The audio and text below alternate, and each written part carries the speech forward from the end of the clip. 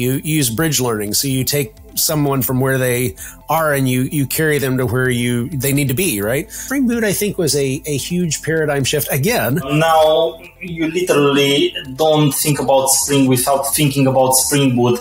It's basically one of the best tools I think we have at the moment. Data is a great example of the amount of ceremony that Spring Boot and Spring Data in this specific instance gets rid of.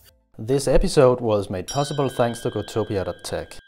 Hello, everyone. This is a really great opportunity for me. I get to chat with a good friend of mine. We've never actually met in person, I don't think, but we've chatted via various media over the years. And finally, we get to actually have an honest-to-goodness face-to-face chat. Really excited about this because I've just been reading his book. This is Laurentiu Spilca. Laurentiu, if you would just tell folks about yourself, and we'll get started. Thanks, Mark. Hi, everyone, and thank you very much for giving me the opportunity to attend this conversation. I hope it will be a nice chat. A little bit of background about myself. I tend to introduce myself as a software developer. But I'm also a good fan of being part of many communities. So that's how I ended up having a YouTube channel, delivering presentations, and of course writing books. And besides that, I also, of course, have plenty of hobbies. I'm usually playing music when I'm inside, but I also like scuba diving, skiing, swimming, so sports in general. Yeah, I have to point this out to anyone who's watching or listening. Well, I guess listening, it wouldn't be nearly as exciting, but as far as this goes, but you can see behind Laurentiu some musical instruments. And the first time we chatted, I was like, now I hope that's not just a fake background. He said, no, this is 100% real. So we're going to ask him to perform it. I'm just kidding. I'm kidding. Maybe another time. But yeah, this is really cool because music is another great way to express yourself as well as maybe do some debugging when you think in a different direction, right? Yeah, it's definitely a good way to relax. And what I'd recommend any software developer is to not necessarily play music, of course, but have some kind of an artistic activity and do sports. An artistic activity trains the other side of the brain, so it's an excellent way to somehow relax the side of the brain that's working when you program or debug. And at the same time train the other one. It helps me a lot relax and be more efficient when I stop playing music. Then I become more efficient in writing code. Yeah, that's an interesting point because it's a balance, right? Because there are so many things that you can do to take your brain in a different direction, which actually help you and make you better at what you do, like for an occupation or an avocation. But by the same token, the same things can actually take you away from that and completely de-stress and relax and kind of untangle your brain as well as untangling problems you're working on. So, okay, Laurentiu, one thing that I wanted to make sure we had plenty of time to discuss, because there are a lot of things that we could talk about for a long time, and I look forward to doing more of that. But I want to make sure we don't give too short a time to this. You may have seen this book. I'm not sure. This guy wrote it. No, I have your book here. I've read the entire book. I really liked the book because it covers things very well, actually. And I just I'm curious about several choices you make. I always say that as an author, a lot of times some of the hardest things you do as an author are to decide what goes into a book, what does not go into a book, how you address the things that you put into the book, and the weight that you give each one. And then, of course, that's all before how you explain a particular concept or how to do something. So it's a lot of times it's a matter of you recognize that while there are many other books that are out on the market that can address that topic or some portion of that topic, maybe they haven't covered it in the way that you would necessarily choose to do that. So I have a lot of questions for you. I mean, none of them are necessarily that mind-bending, I guess, but I love the fact that you started off, and again, this goes back to your author's choices, that you started off with not with the perspective of Spring Boot specifically, but spring, just spring in general. So, so many times, well, let's just start there. I mean, that's I think a good choice to start with. Why did you start with spring in general when maybe, I mean, whatever the percentage is, there are a lot of Spring Boot applications out there. Why did you start with Spring in general? Yes, so indeed, as you already said, there are plenty of books on a specific subject. Like in case of Java, you will find a dozen of books on Java fundamentals. In case of Spring, you have out there a lot of books on Spring fundamentals and on Spring in general, and so on and so forth. But the difference between them is the way they are structured, what kind of information goes in, how is it basically how is it structured by the author, what kind of examples you have. And I think that's really important because people think differently. We are different, so it's good that there are multiple books on the same topic. They don't compete one another. In some cases they are complementary. And in some cases, someone might think this is a great book. Somebody else might think that this is not the way they would more efficiently learn, for example, Spring, and they will choose a different book. If anyone thinks about writing a book, for example, on a specific topic, and they find out that there are already books out there, I would first advise them not to be afraid to write a book that looks differently, because that makes sense. In my case, so the way I chose to write this book and introduce, first of all, Spring fundamentals, I basically started with the Spring context, and I didn't necessarily start with an example because in my perspective, the book has been designed for someone who might not even have touched a framework at all when they start with the book. So I had in mind my students. I'm also teaching at the faculty. And usually my students, when they start a fundamentals course on Spring, they have no idea about what a framework is. And that's why you will find out in chapter 1, in my case, an explanation of why should you use a framework, when should you use a framework, and when you shouldn't use a framework, because it's also important to know when you should find alternatives.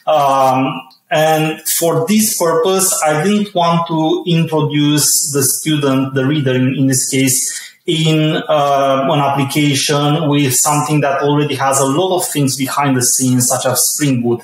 So I left Spring Boot for somewhere in the middle of the book. And I started very, very soft with what the context is, what beans are, how you configure beans, different ways to configure beans, dependency injection, aspect-oriented programming, so inversion of control in general. And this is basically a large part of the whole book, is 6 chapters. In 6 chapters, it's only the very fundamentals of Spring. So how you build based on this foundation that is called Spring Framework. And then in the second part of the book, when already the reader knows the very basics, understands what the framework is, what Spring is, how to configure with the most basic parts of this framework, then I started with real applications. And I will have some codes here, of course, because they are still examples. You can't have a whole real application in a book, but you can have examples that are very close to what a real application looks like, or parts of a real application. Yeah, and you bring up just an excellent point, because when I wrote a book, released it at the beginning of last year, and I knew going in, because I'd co-authored a couple of other ones, but I knew going in that no book is going to fit every person correctly. And that's what I always tell people. And, but I think it's sobering, isn't it? When you release a book, some people they just go, this is awesome. This is exactly what I was looking for. And someone else goes, I like this other book better. And sorry about that. And I always tell people, don't worry about that, because everyone is different. And I may speak to you specifically in the way you need to hear or I may completely miss. That's fine. There are a lot of people out there, and your book, I think one of the things that it does really well is you have to choose where you come in. You have to choose the assumptions you're making, and your assumptions are, your bar is pretty low. You're assuming that people are coming into frameworks, fresh. And that's another thing I think that, I think we forget, because you've been in this industry a long time. I've been in this industry a long time. And we tend to think we tend to normalize, right? So we think that everybody we speak with is at the same level as we are. And there are many people who are far above us, and there are many people who are far below us. And I don't say that as far as posturing. It's just that we're all very well versed in some things and complete noobs in others. And we will always be in technology. So you kind of, you have to remember that there are a lot of people coming into any topic completely new to that topic. It doesn't mean that they're not super sharp in other topics. Maybe they can teach us a ton of stuff in other topics, but they may be new to Spring. They've never encountered Spring Framework. They've never dealt with Spring Boot or Spring Data or Spring Security or any of those things. And they just have been handed a project, or they're looking to work on a project that involves Spring, and they're starting fresh. And I think one of the things that you do really well is that you come in with very few assumptions. It's like, look, we're going to be working with Java. Let's talk about what a framework is. Let's talk about what Spring Framework is and what it does. And let's start with small bites, which I love. I absolutely love that. And then just to give anybody who may be listening who hasn't seen the book a little bit of background, the first section is fundamentals. The second section is implementation. So Laurentiu does a really good job, and I'll brag on you here for a minute. I hope I don't embarrass you too much, but you do a really good job of setting the table, and then showing how to actually implement these things in real world apps. I just want to cover just the chapter heading: Spring in the real world. Why would we use frameworks, the Spring ecosystem, things like that. And then defining beans, the Spring context, defining beans, wiring beans, using abstractions, bean scopes and life cycles, and using aspects of Spring AOP, aspect-oriented programming. And these are things that, when you look at this, if you're coming in fresh, I can see that would be like, that's a lot of stuff, but you approach things in really nice bite-sized chunks. And that's just the first section. And then you get into how you actually apply those. And I'll get into that in a moment.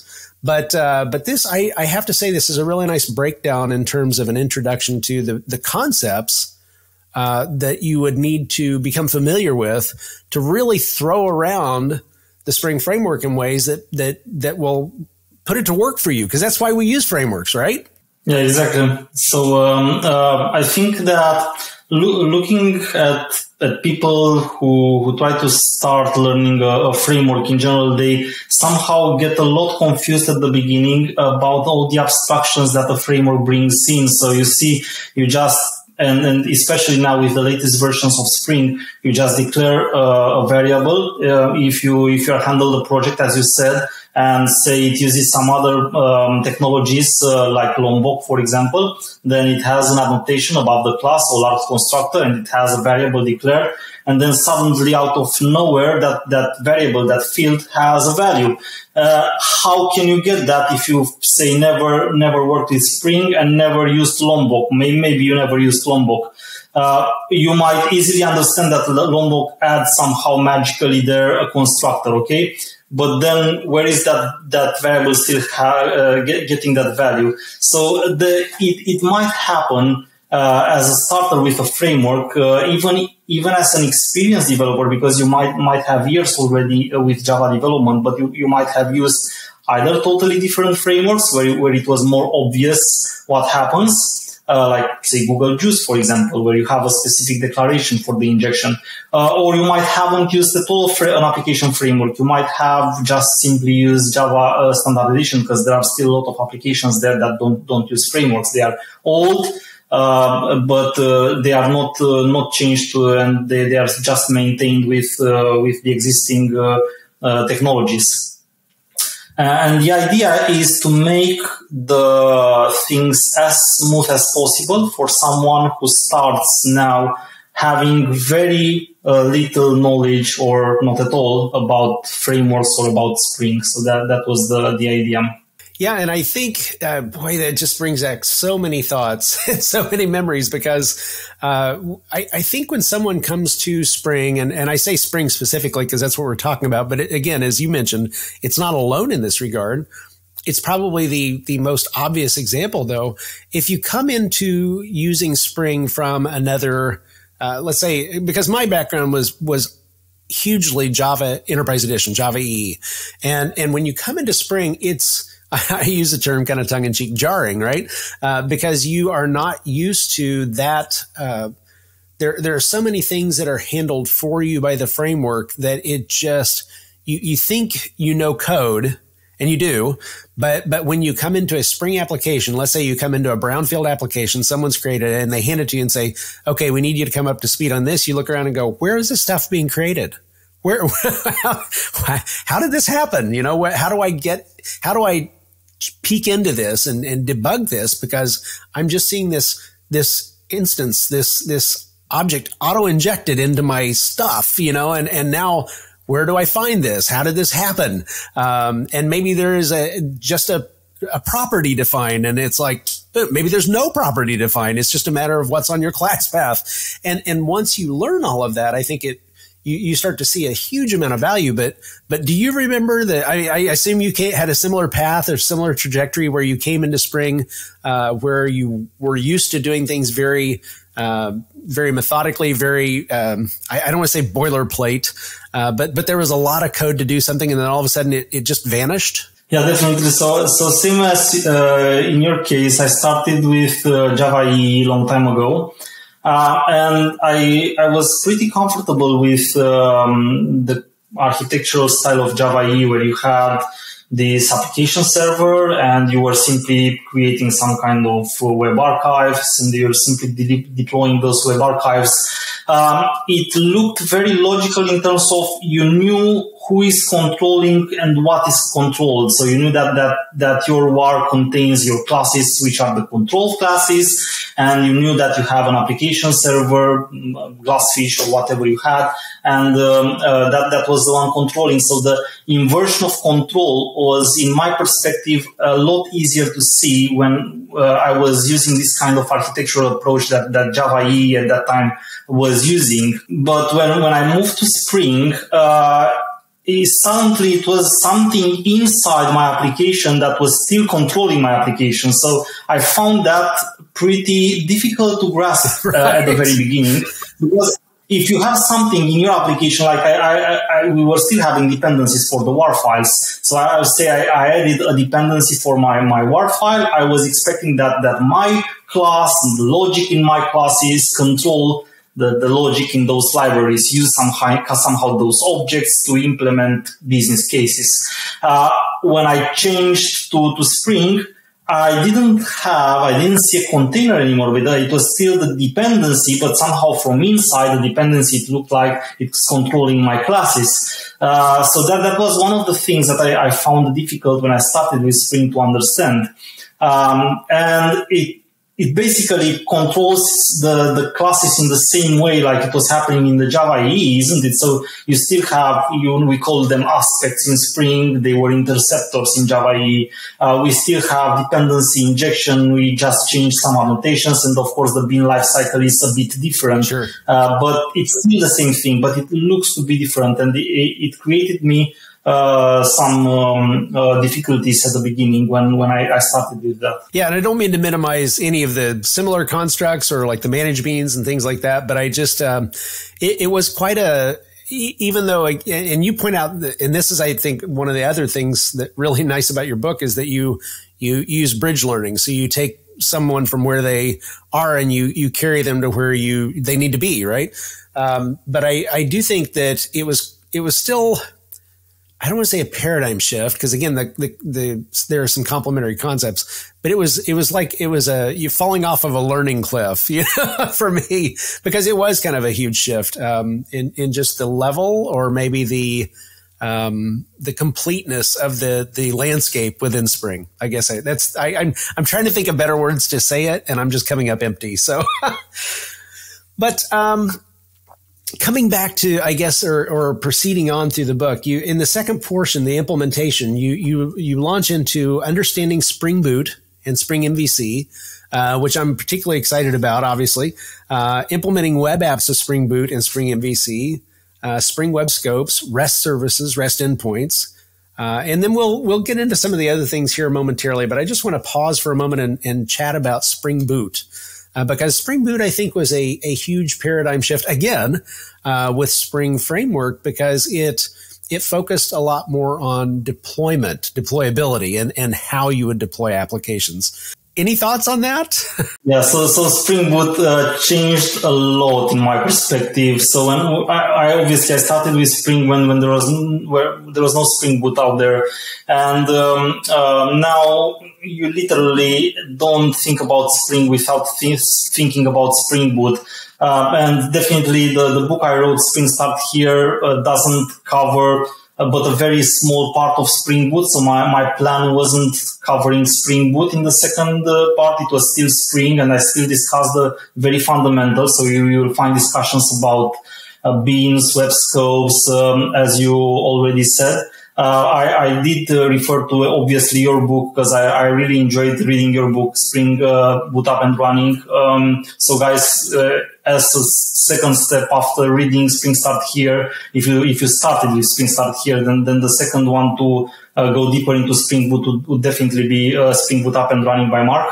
But the idea is now going back to the question.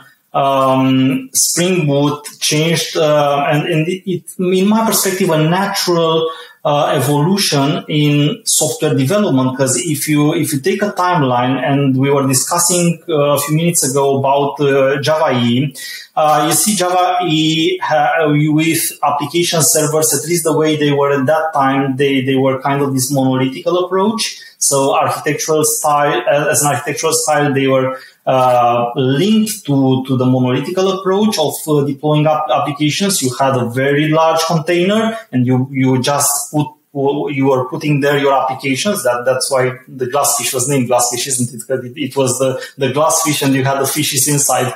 But now, with time, at least on what concerns the server side, we are progressing to a more service oriented approach throughout time, and then to microservices, and then to serverless, but that's another story. The idea is the following. The more you progress in architectural styles point of view to service oriented, because we have more requests and we need to deploy them in a different way using Kubernetes and orchestrators and technologies like this, putting them in containers, the more you have to recreate again and again the skeleton of a new application.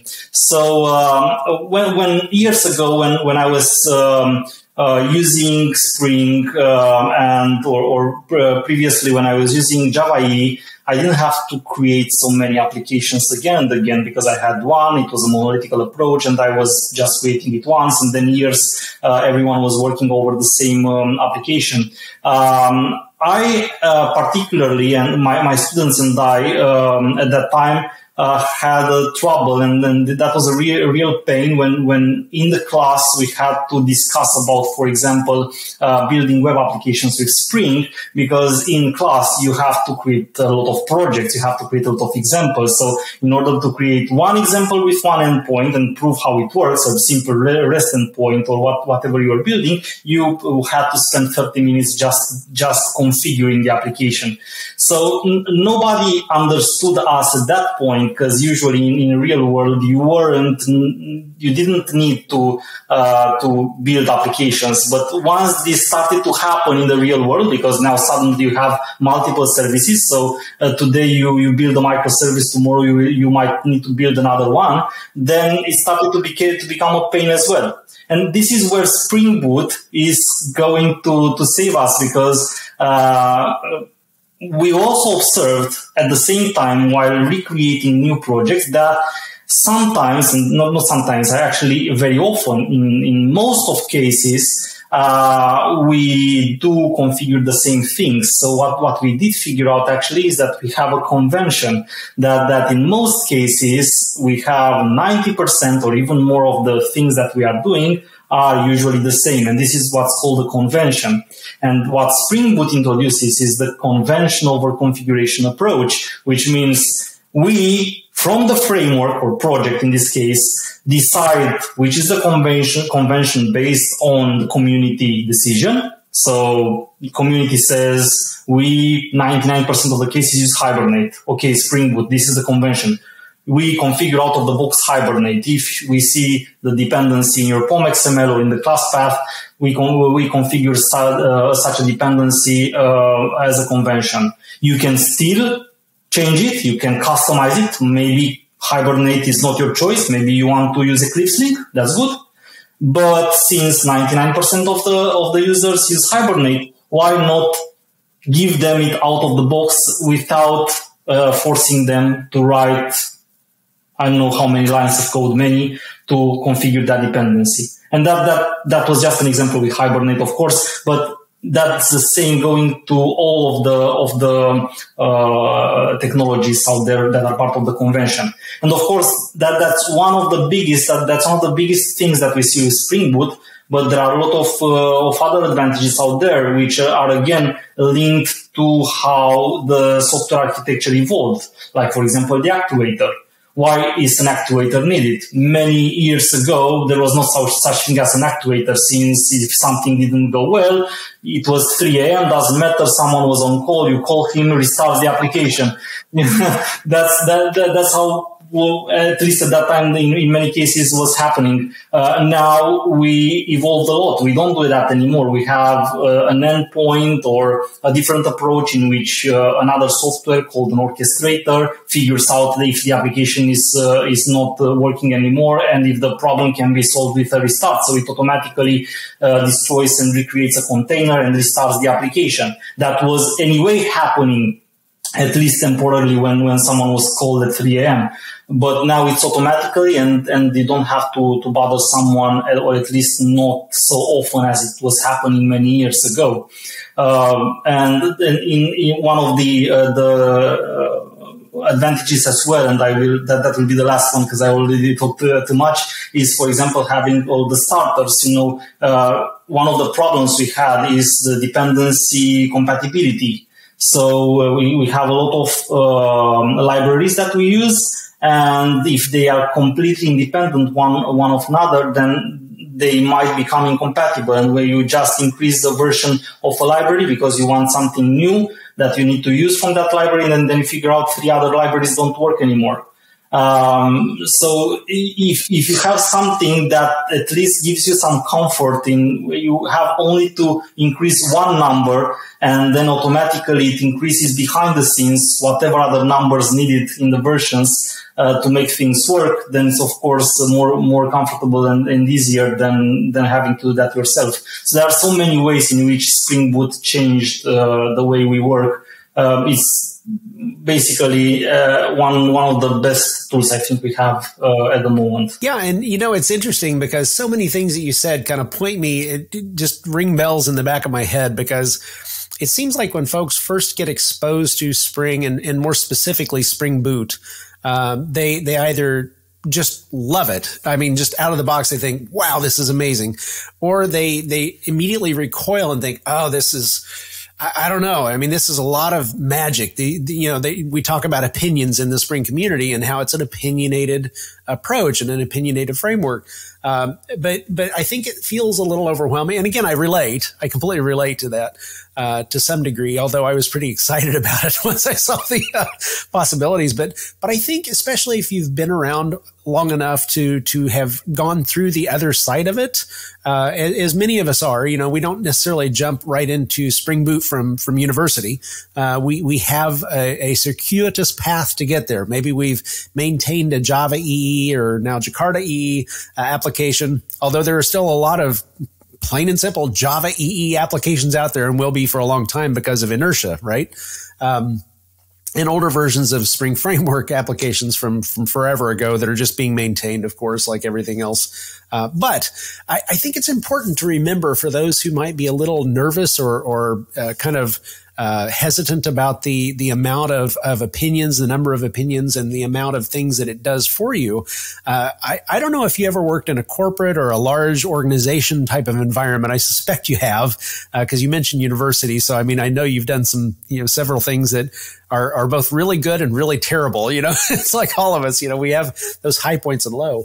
But many times in large organizations, they have some kind of a I don't want to call it a starter or a wizard, but you have some procedure or process. Sometimes it's very automated. Sometimes it's not automated at all. That when you want to create a new Java EE, Jakarta EE, Spring Framework application, I'm thinking back years ago to a company that I worked with, worked for, that they would have, and actually multiple now that I'm thinking about it, they would have a way to create a new Java EE application, which meant that there were certain dependencies that had to go into every application. There was a certain order of steps that you had to do to generate, or that's overstating it, to create a new project that was blessed, that was approved by the company, that would get you the things you needed to tie into the network, to tie into the platform that was deployment platform, I guess, for lack of a better way to put it. And you had to follow these 72 easy steps to accomplish this. And Spring Boot took us from doing that. And I think that's where a lot of corporate developers got really excited, because instead of going through this very tedious, long process to accomplish these things and get an application that you could build and actually deploy, not painlessly, but it would fit into the portfolio of applications your company ran. Spring Boot gave you the ability to do that in just a few seconds using the Spring Initializer. And it does a lot of the same things, but it does them so much better, right? And probably the most important is that when you have 1,000 enterprises, they might have, as you said, their own documentation on how to build, but they are still different. So there are still 1,000 way of doing that. Yes. Maybe there are 1,000 good way of doing that. But if you change you as a developer from one enterprise to another, which happens, then you have to again relearn how to do that in that second enterprise. But now, if you have something provided by the community and is unique for all of them, then it automatically becomes a lot easier for us to work with. Yes, and that was another thing, and I'm glad you brought that up, because when I went from a large private enterprise to a large public organization that I worked with for a number of years, it was the same. It was that exact scenario. You had a completely different sequence of steps to get to where you could start an application. And now you have the Spring Initializer. And of course, the Spring Initializer is customizable. Organizations can tailor that to a specific thing, but so much of that work is done. And you talk about, and you mentioned this and explained this so well in the book, that you're looking at capabilities, not in, okay, these are the 17 libraries that I need to add to do what I need to do for this application. Well, do I need to do this or do I not? Add it just to be safe. No, you, with Spring Boot, you have a capability. Do you want to create a web application? Then add this capability. And that capability has these libraries, these components that it uses, and they're version synchronized. So I don't have to worry about, well, let's see, this looks like the current version of this library, I'll add that. And this looks like the current version of that library, and I'll add that.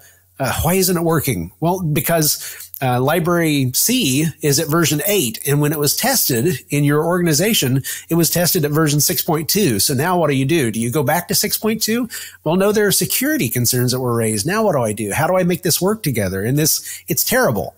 But when you don't know any different, it's what you're used to. So I think that's why some people immediately jump on Spring Boot, and some people are a little nervous about it, because it's like, can it be covering all this ground really well if it does it like that versus taking, 2 weeks to create a new project? I don't know.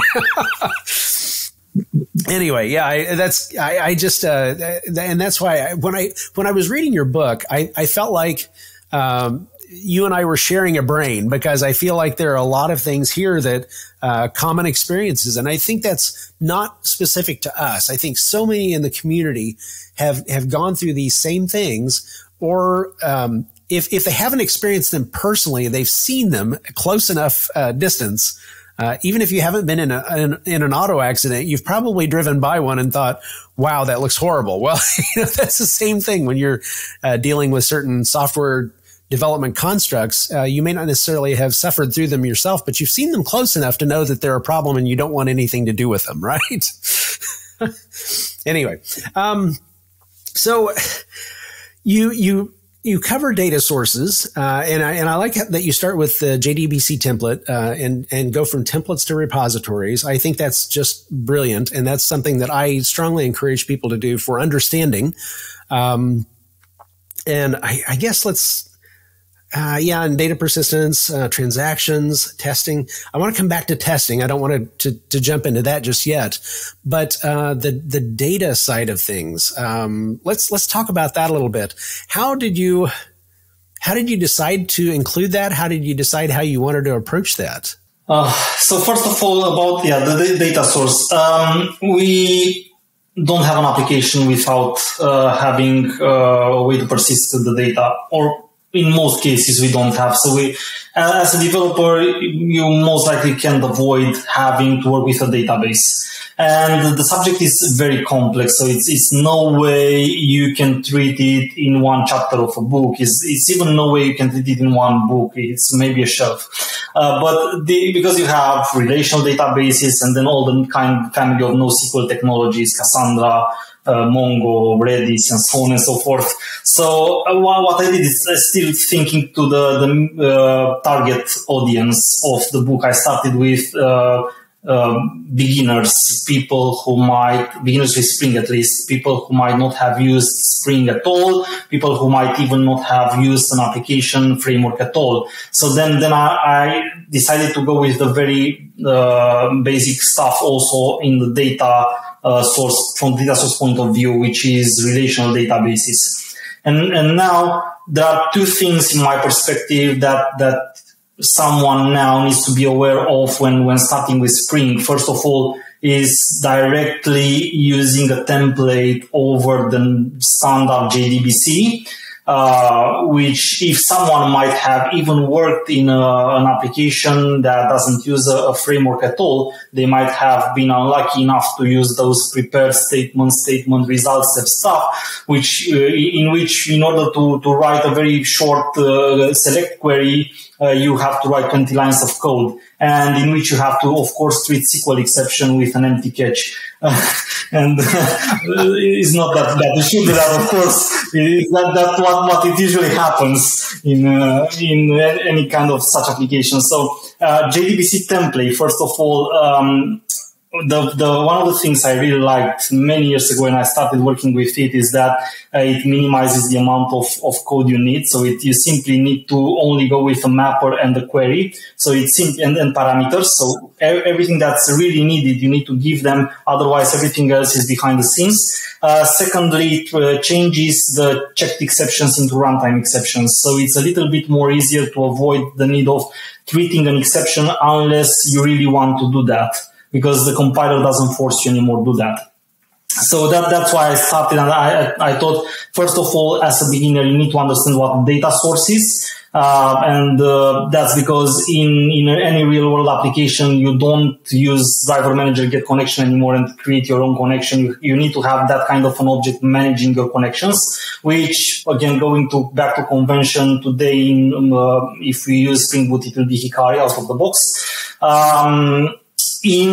Then after you understand what the data source is, just go a step further and understand this templating over the JDBC that's provided by the JDK, but you don't want to use that because you want to have a simplistic approach and an easier to read and a more maintainable approach, which is what Spring offers. And then the next step is understand Spring Data. And Spring Data is this project which is a part of the Spring ecosystem, and we use it very often today, which abstracts a lot the persistence layer. It's an excellent way to implement it, the persistent layer, just because you have to literally only write the query when you need it. Sometimes you don't even need to write the query, but that's another story. The idea and the difficulty I had here is what do I use to prove how Spring Data works? And in 90% of the cases, people would have advised me use Spring Data JPA. The Spring Data is not only one Spring Data. You have Spring Data JPA if you want to use a JPA implementation. You have Spring Data JDBC, and then you have the reactive Spring Data, and then you have all the Spring Data for the families of NoSQL technologies. And I said no. I actually didn't take the advice, and I went to Spring Data JDBC.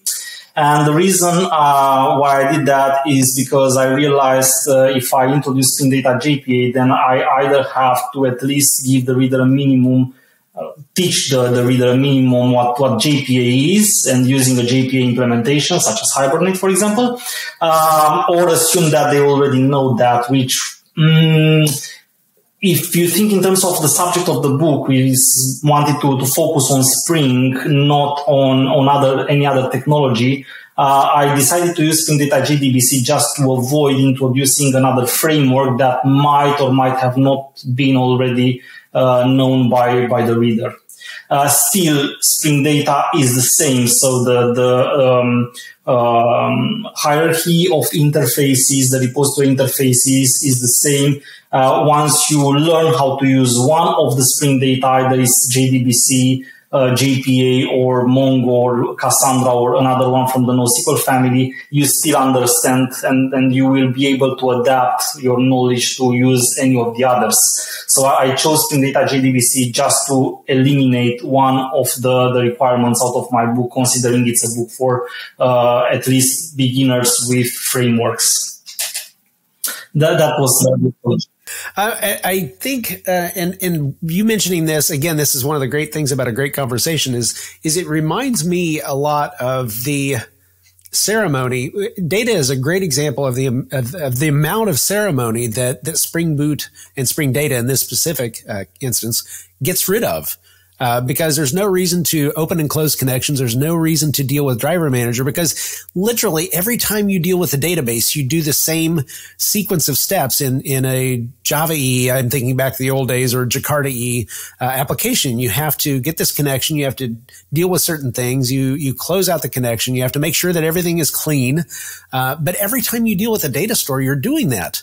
So why wouldn't you want certain opinions to be incorporated into your application by the framework that handles that for you? If you know that literally 100% of the time you're going to follow the same few steps, bracketing what you actually want to accomplish, why wouldn't you want that to be handled for you? There's literally zero variation in many of those cases. And in the very few exceptions, expose a property or create a bean and do things, but it's so minimal and just, again, you get to that point and you start realizing, wow, that was, I think, one of the eye-opening things too, is that, I talk about sometimes that we get numbed, when we go through a lot of ceremony and boilerplate to do something the first time. It feels that's overwhelming. That's a lot of stuff I'm having to do just to issue this one update query, or this one, I guess, you just say query, when you're retrieving values. But I go through all this stuff to issue one statement.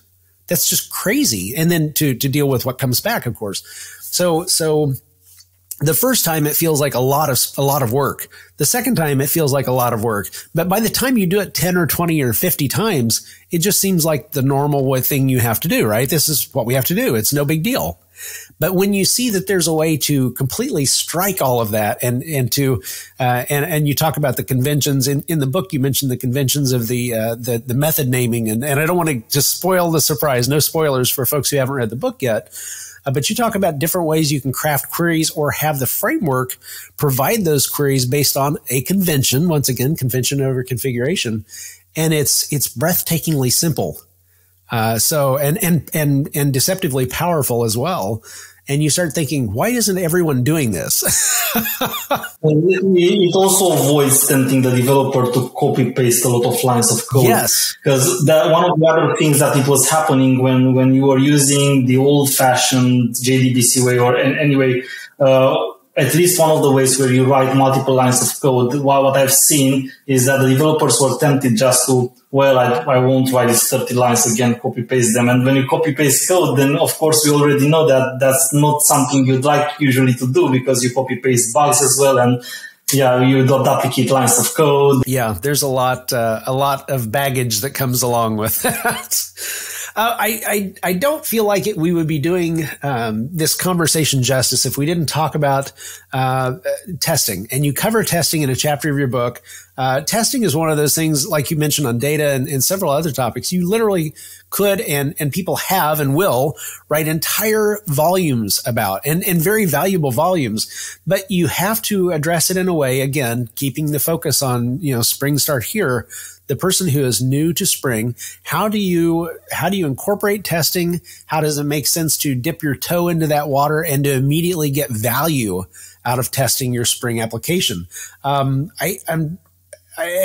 don't have a specific question, but I think I'm just curious what your thoughts were on testing. I noticed you put it in the last chapter. This was something I struggled with too, because you want to cover it up front, but if you cover it up front, do you feel like if you'd put it up front, it would have kind of muddied certain concepts that you wanted to highlight? I'm curious why at the end. Yes, that's a very good question. That some people already asked me that, because first of all, I didn't want to end the book until I have something about testing there. So that's definitely something that should exist, whether it's the first chapter or the last chapter. In my perspective, the reason I chose to put it in one chapter by itself, because it is this usually two kinds of writing technical books. Some authors just accompany the code with unit tests in every chapter. So write the example, provide the test for that example. And is this second approach where you just take the tests and you put them in one chapter, and all the others, they don't have anything related to unit tests. So I chose the second one. And when I chose the second approach, I was still thinking about this student that is my target, the book target. I just first of all, I just considered at the very beginning that they don't know anything about testing at all.